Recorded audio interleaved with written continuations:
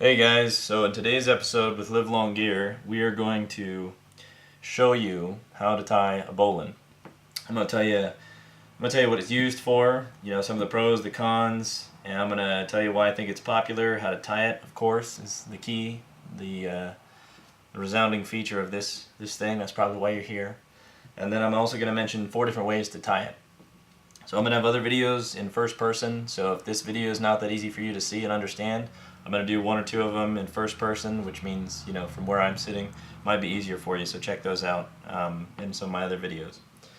And if you have any questions during any of this, feel free to stop, go down to the comments, write a comment, or send me a message, and I will get back to you as soon as possible. If I need to make another video, I will. Alright, so here we go. So what I need you to do is grab about 2 feet or so of line. And I want you to put the part you're not going to use away from your body and the part you are going to use, the working end, towards your body. So take your left hand and just put that onto your hand like so. Okay, left hand. Take it and wrap it around. So take the part close to your body and wrap it around your left hand. Okay, hold it with your left hand. Now we've created a loop around our knuckles. I want you to take the working end and stick it up underneath, okay, through that loop. Then I want you to take it and go to the far end that you're not using, the non-working end.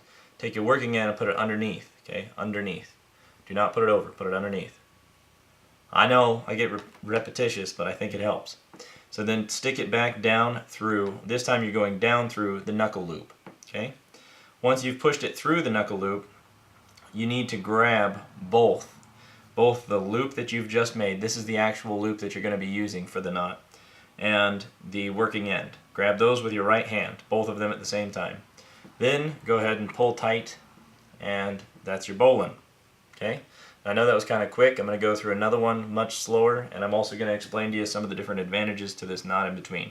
I just wanted to knock that out so you guys could start playing with it while I talk about the other stuff. Now, what is the knot used for? Well, the bowline knot doesn't slip very easily at all. It doesn't slip. I say very easily at all because that 99.99% chance it won't, but then it does that one time, and yeah. So anyways, they don't slip, and they are very easy to untie, which if you're hauling any heavy weights or anything large, anything like that at all, it puts a lot of tension on the line and on the knot more specifically, but this knot doesn't. I've just yanked on it a couple times. It doesn't break. It doesn't slip, and it's pretty easy to undo. So to undo it, what you need to do. This is what I'm calling the front of the knot. It should look like that. Both of these lines right here. You can see them. That one and that one. That's all from the working end that you've just put through there. So what you're going to do is you're going to flip it over, and you're just going to pull this guy wiggling back, and then the whole knot should fall apart pretty nicely for you. So, I'm going to show you how to tie it one more time. And also, there are a couple of different variations of this knot that I'll have in videos.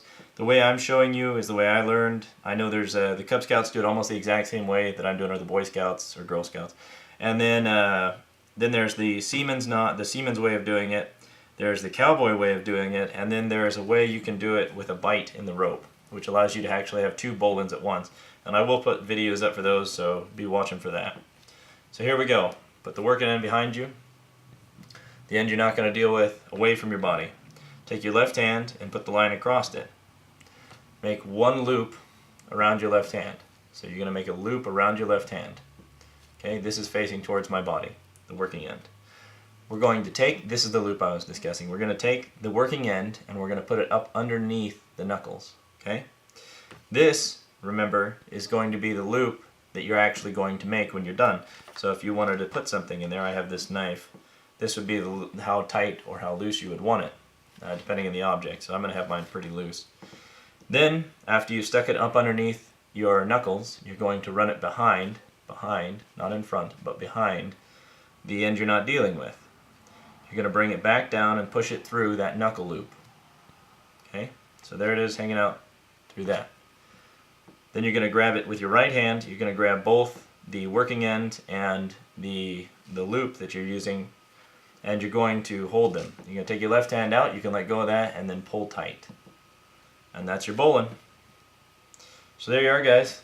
Like, comment, subscribe. Let me know if there's anything you want to see different or any questions you have about this. I'll be more than happy to get on and jam them out for you. I'm going to do it one more time. Fast pace. You just wrap it around, stick it under, go behind, pull it back through, hold it, pull. Bam. And there it is. So your finished knot should look like that. Alright guys, enjoy. Let me know what you need. I'll get it for you. Thanks.